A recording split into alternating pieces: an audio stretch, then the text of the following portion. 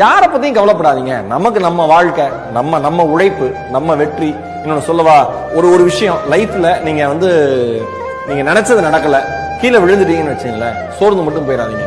ஏன்னா கீழே விழற தருணங்கள்ல தான் நம்ம சுத்தி இருக்கிற மனுஷங்க எந்த மாதிரி ஆளுங்கன்னு நமக்கு தெரியும். விழறது எல்லாமே ஒன்னா நீங்க முன்ன விட வேகமா எந்திரிக்கிறதுக்கு, இல்லைன்னா உங்க சுத்தி இருக்கிறவங்க எப்படின்னு தெரிஞ்சுக்கிறதுக்கு. அதனால ஒவ்வொரு வீழ்ச்சியும் என்ஜாய் பண்ணுங்க.